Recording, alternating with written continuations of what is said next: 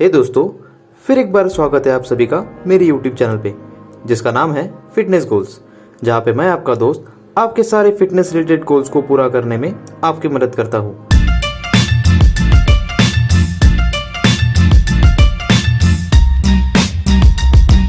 तो fat loss एक ऐसा टॉपिक है कि जिस पर हर कोई अपनी राय देता है।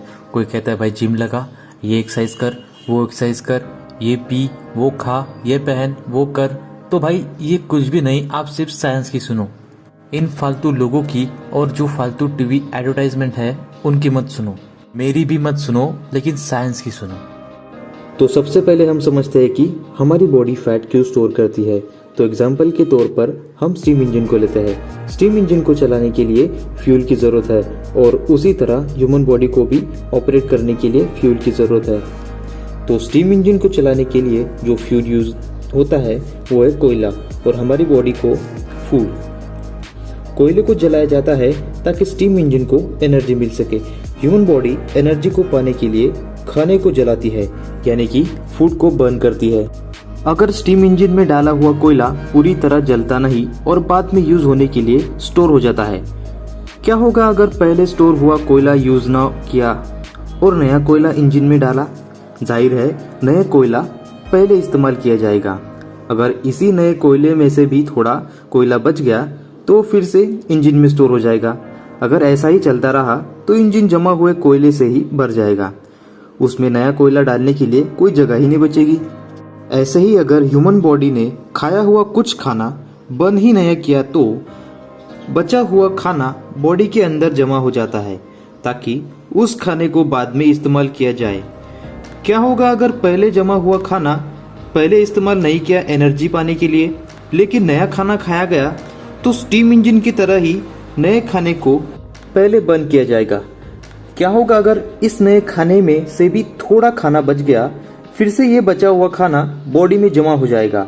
ऐसे ही चलता रहा तो बॉडी में बहुत सारा जमा हुआ खाना ही रह जाएगा।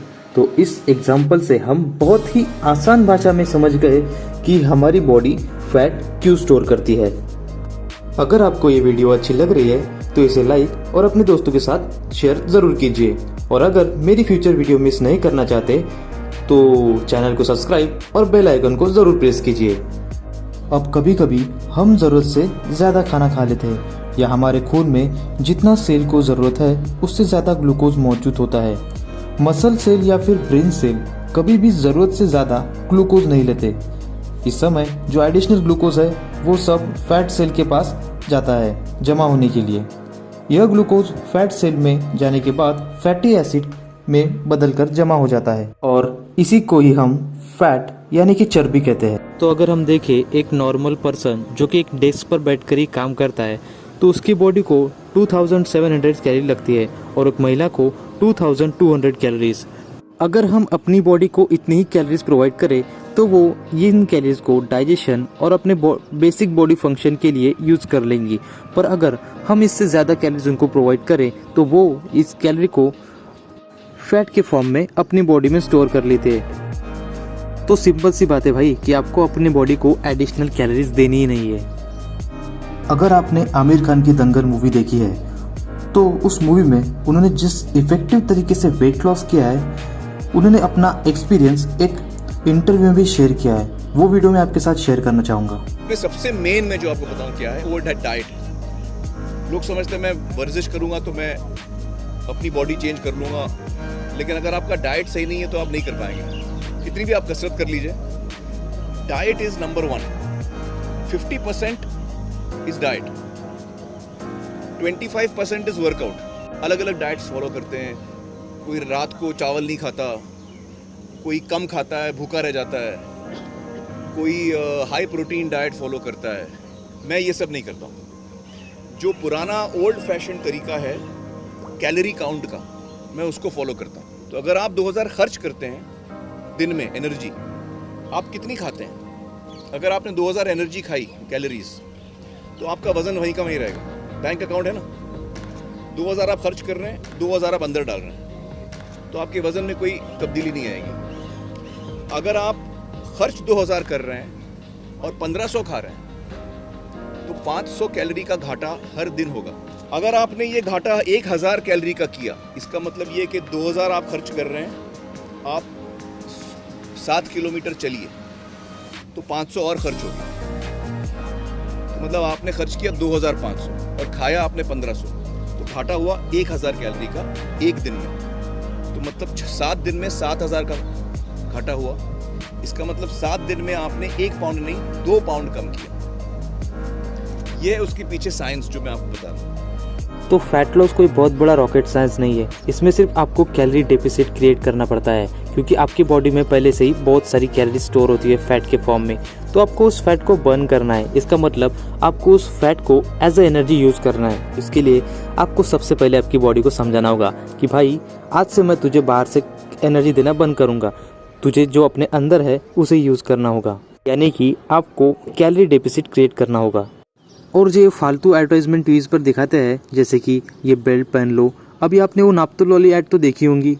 5 किलो तक वजन कम कर सकते हैं। अच्छा, आप ये देख रहे हैं, ये पसीना है जो इस बेल्ट के जरिए आया है। बेल्ट आपने पहनी, पसीना जैसे ही आता रहेगा वैसे ही आपका वेट लूज होता रहेगा। वेट भी लूज हो रहा है और साथ में आप एक्सरसाइज भी कर रहे हैं। देखिए, बेल्ट पहन के पसीना बहा रहे हैं और इस मशीन से आप एक्सरसाइज कर रहे हैं, यानी कि अगर आपको मसल्स बनानी है तो वो आप इससे बना सकते हैं। आप ये देख लीजिए, अगर आप भी चाहते हैं कुछ इस तरीके की बॉडी पाना, तो ये कॉम्बो आज आप ही के लिए है। नए जमाने का फिटनेस बेल्ट है ये, नए जमाने का फिटनेस बेल्ट। आप पसीना देख लीजिए कितना ज्यादा आ रहा है, ये पसीना इस बेल्ट के जरिए आया है। जैसे तो इन लोगों का मानना है कि अगर हमें बेल्ट पहनने के बाद पसीना आए तो हमारा वेट लॉस या फिर फैट लॉस होगा। तो भाई ऐसा होता तो गर्मी में जो मोटे लोग हैं वो स्वेटर पहन के घूमते, ताकि और पसीना आए और उनका वेट जल्दी लॉस हो। तो अगर आपको भी ऐसा लगता है कि बेल्ट पहनने से, पसीना आने से आपका वेट लॉस होगा या फिर फैट लॉस होगा, तो आप पहले साइंस सीख लो कि हमारी बॉडी पसीना क्यों छोड़ती है।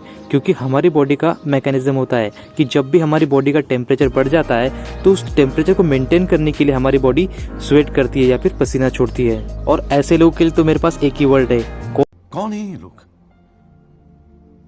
कहां से आते हैं ये? और इसके बाद आती है हमारी श्रद्धा दीदी, जो कहती है कि अगर आप ग्रीन टी पियेंगे तो आपका बेली फैट जल्दी लूज हो जाएगा। ग्रीन टी इसके कैटेकिन्स मेटाबॉलिज्म बढ़ाए और बेली फैट कम करने में मदद करे। Lipton green tea. और बात करें एक्सरसाइज की, जैसे कि आप जिम में एक्सरसाइज करते हो, सिटअप्स, क्रंचेस, बर्फीज, तो ये सब एक्सरसाइज आपके काम में आती है। लेकिन अगर आप कैलोरी डेफिसिट क्रिएट करें तो अगर आप अपने बॉडी को कोई वजह ही नहीं दे रहे हो स्टोर्ड फैट को बर्न करने की, तो आपकी बॉडी फैट कैसे लूज करेगी। इसलिए आपको एक्सरसाइज के साथ साथ एक कैलोरी डेफिसिट भी क्रिएट करनी होगी, जिसके बाद जो एक्स्ट्रा कैलोरीज होंगी वो एक्सरसाइज से बर्न होंगी। तो मेरा आप सभी लोगों को यही सजेशन है कि अगर आपको फैट लॉस या फिर वेट लॉस करना है तो कैलोरी डेफिसिट क्रिएट कीजिए, या फिर अपनी बॉडी को जितनी कैलोरी रिक्वायरमेंट है उतनी ही प्रोवाइड कीजिए। अगर आप अपनी बॉडी को ज़्यादा कैलोरीज प्रोवाइड करेंगे तो वो एक्स्ट्रा कैलोरीज को फैट के फॉर्म में स्टोर करेंगी, और अगर आप कम देंगे तो वो जो फैट स्टोर है उनको एज ए एनर्जी यूज करेंगी। और इन सभी फालतू मिथ्स को छोड़ दीजिए, या फिर कोई ग्रीन टी या फिर कोई बाबा का काढ़ा पीने से अगर आपका फैट लॉस होता तो हमारे देश में कोई भी मोटा आदमी हमको दिखाई नहीं देता।